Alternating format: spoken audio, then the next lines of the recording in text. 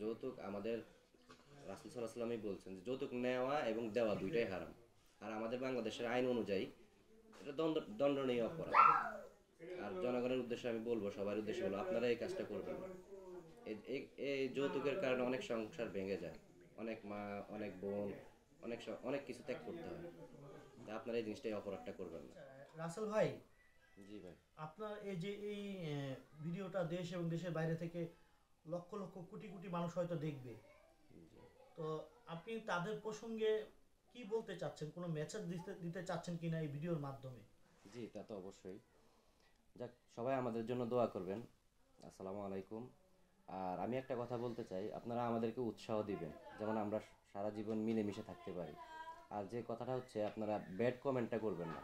যদি আপনার কমেন্ট করতে মন না চায়, আপনি ঠিক আছে অ্যাভয়েড করবেন ভিডিওটা, তবে আপনারা ব্যাড কমেন্ট করবেন না, এটাই আমার কথা। আচ্ছা ভাবি, আপনি কি কোনো মেসেজ দিতে চাচ্ছেন কিনা? কি আছে হ্যাঁ, এটাই আমার কথাও কি, যদি ভিডিও দেখতে মন না চাইলে স্কিপ করতে পারেন, কিন্তু ব্যাড কমেন্টটা ছাড়েন না, এটাই। আর দোয়া করেন সবাই। আমাদের জন্য দোয়া করবেন যেন জি। আমরা সুন্দর মতো ভালোভাবে ইসলামিক নিয়ম নিয়ম অনুযায়ী চলতে পারি, সেটাই। জি। ইনশাল্লাহ আপনাদের জন্য দোয়া তো আমাদের পক্ষ থেকেও আছে, এবং আমাদের দেশবাসীরাও আপনাদের জন্য দোয়া করবে। জি ভাই। আমরা দেখতে পেরেছি আপনি ভিনদেশি একজন নাগরিককে বাংলাদেশে এনেছেন এবং বিয়ে করেছেন এবং ঘর সংসারও করছেন। জি। তো এবং আমরা তাকে দেখতে পেরেছি, তিনি একদম বাঙালি নারীদের মতো এবং বাঙালি মা বোনদের মতো তিনি পর্দাশীল একজন নারী, পর্দায় নিজেকে পর্দায় ঢেকে রেখেছে। আমি জানতে চাইবো আপনার কাছে, তিনি কি কখনো পর্দার খিলাপ করবে কিনা, বা আপনি কি তাকে পর্দার ভিতরে রাখতে পারবেন কিনা, একটু যদি বলতেন। জি, ইনশাল্লাহ।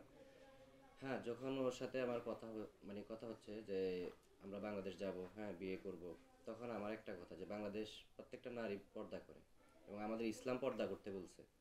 তখন আমি এই কথাটা বলবো, ওর সাথে সাথে বলে না আমার কোনো সমস্যা নেই, আমার জন্য দোয়া করো যেমন আমি সবসময় এইভাবে থাকতে পারি, তোমাদের সবার মধ্যে আমি থাকতে পারি এবং পর্দাভাবে থাকতে পারি, ইসলামের নিয়ম অনুযায়ী আমি চলতে পারি। এই কথাটাই বলতো সবসময়। এবং আলহামদুলিল্লাহ আমরা নিজের চোখে দেখতে পারতেছি এবং আমাদের আত্মীয় স্বজন সবাই দেখতেছে, আমার ফ্যামিলি দেখতেছে যে আলহামদুলিল্লাহ সবাই হ্যাপি। আচ্ছা, ভাবির কোনো মানে প- তিনি যে পর্দা নিয়ে, অনেক নারীরা আছে মানে খোলামেলা চলাফেরা করতে ভালোবাসে। জি। জি। তো ভাবিকে যখন আপনি বলেছেন, তিনি আলহামদুলিল্লাহ সম্মতি জানিয়েছেন। জি। তো বাংলাদেশে আসার পরে তিনি কি মত চেঞ্জ করেছে নাকি না, বা পর্দায় আমরা তো দেখেছি, তারপরে একটু জানতে চাইবো যে পর্দায় থাকার আগ্রহ প্রকাশ করেছে? না, ওর আগ্রহ প্রকাশ করছে যে পর্দা থাকাটাই আমার কাছে বেস্ট ভালো লাগে, আমার কাছে সুন্দর লাগে, ভালো লাগে। পর্দায় থাকাটা মানে তার কাছে ভালো লাগে। জি। তো রাসেল ভাই, আসলে আমরা জানি আপনার বাবা নেই, যাই হোক। জি। আহ, তো বাবার কথা আমরা এই মুহূর্তে আপনাকে মনে করে মন খারাপ করব না। তো আপনার কাছে আমার একটি প্রশ্ন রয়েছে। আপনি আপনার পরিবারের সবচেয়ে ছোট ছেলে। জি। তো প্রত্যেকটা বাবা মার স্বপ্ন থাকে ছোট ছেলেকে নিয়ে জি। বা ছোট মেয়েকে নিয়ে, স্বপ্ন থাকে তাদের বিয়ে শাদী জি, অবশ্যই। ধুমধাম করে হবে, বা বাবা মার পছন্দের মেয়ের সঙ্গে ছেলের বিয়ে দিবে, বা বাবা মার পছন্দের মেয়ের সঙ্গে ছেলের বিয়ে হবে, এই ধরনের কোনো কিছু। তো আপনার মা বোন যারা রয়েছে, ভাই যারা রয়েছে, তাদের নিশ্চয়ই স্বপ্ন ছিল। হ্যাঁ, তাদের প্রত্যেকটা নাগরিকেরই স্বপ্ন থাকে যে দেশে আসবে, দেশে বিয়ে করাবে। এই যাক, আল্লাহ তাআলা যেখানে লিখে রাখছে বিয়ে শাদী জন্ম মৃত্যু অবশ্যই আল্লাহ তাআলা লিখে রাখছে। তো ওইটাই বিশ্বাস করি আর ওইটাই সবাই বিশ্বাস করে, আলহামদুলিল্লাহ সবাই হ্যাপি। যে ওটা আফসোস থাকে না যে আমি, হ্যাঁ আমার দেশে আমি আমার ছেলেকে বিয়ে করাইতে পারি না, ওটা কারোর মধ্যে পাই নাই। জি, আলহামদুলিল্লাহ সবাই হ্যাপি যে হ্যাঁ আল্লাহ যেখানে রাখছে ওইটাই হবে।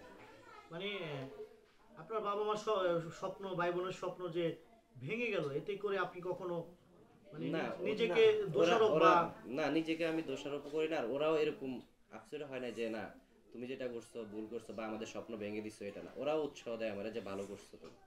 আমরা অনেকভাবে শুনেছি, বা অনেক ওয়াজ মাহফিলে শুনেছি, আসলে একজনের স্বামীর পাঁজরের হাড় দিয়ে স্ত্রীকে তৈরি করা হয়। আল্লাহ তাআলা তাদের জোড়া আসলে মিলিয়ে তাদের জুটি মিলিয়েই কিন্তু দুনিয়াতে পাঠায়। জি তো এই কথাটুকু যে শুনেছি বাস্তব হলে হতে পারে। তার মানে আমরা ধরে নিব আপনার পাঁজরের হাত দিয়ে ভাবিকে তৈরি করেছে, সেজন্য আপনি বাংলাদেশের হয়েও নেপালি ভাবিকে বিয়ে করে বাংলাদেশে আনতে সক্ষম হয়েছেন। জি, ওটা আল্লাহ তাআলা ভালো জানে, এই আর কি।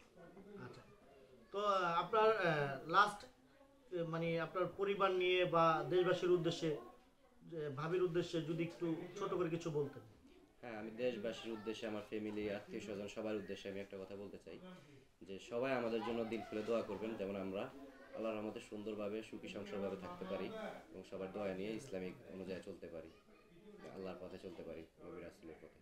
আর ভাবির উদ্দেশ্যে ওর উদ্দেশ্যে বলতে চাচ্ছি, হ্যাঁ আলহামদুলিল্লাহ, দোয়া করবেন যেমন আমি ওরে খুশি রাখতে পারি, আমার দেশের সব কিছু কালচার নিয়ম অনুযায়ী সব কিছু আইন শৃঙ্খলা যেগুলো সব কিছু মেনে চলতে পারে, এবং আমি ওভাবে ওরে গড়ে উঠাইতে পারি, ওইটাই দোয়া করবেন। আসলে এটা বলা তো ঠিক না, বিয়ের কাবিন নাম, এটা প্রত্যেকটা সবার এটা জিনিসটা ইয়ে থাকে, হাইট থাকে, এই আর কি। দোয়া করবেন আমাদের জন্য। আর এটা নিয়েও ওর ভিতরে কোনো কিছু নাই, আর আমার ভিতরেও নাই, আলহামদুলিল্লাহ আমরা দুইজনের সম্মতিক্রমে জিনিসটা করছি। আমরা আমরা কিন্তু অনেক ওয়াজ মাহফিলে শুনেছি আল্লাহ রাসূলের আমলে তিনি কিন্তু মহারণা হিসেবে অনেক সময় বিয়েতে খেজুর দিয়ে বিয়ে হ্যাঁ করাতেন। হ্যাঁ, জি জি। হ্যাঁ, তো এখনকার যুগে কিন্তু আমাদের যুগে চলে আসছে যৌতুক।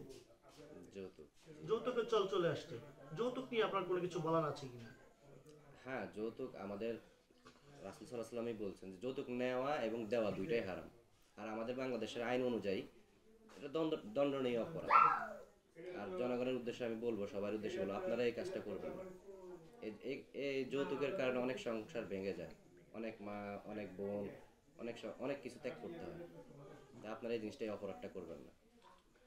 যাই হোক, পরিশেষে রাসেল ভাই আপনার জন্য দোয়া এবং শুভকামনা রইল, এবং ভাবির জন্য দোয়া ও শুভকামনা রইল, আপনার পরিবারের সকলের জন্য দোয়া এবং শুভকামনা রইল। আল্লাহ যেন আপনার উপর রাজি খুশি হয়ে আপনাকে যেন জান্নাতবাসী করে, সেই প্রত্যাশা রেখে কিন্তু আজকের ভিডিওটি শেষ করছি। আল্লাহ হাফেজ। আসসালামু আলাইকুম।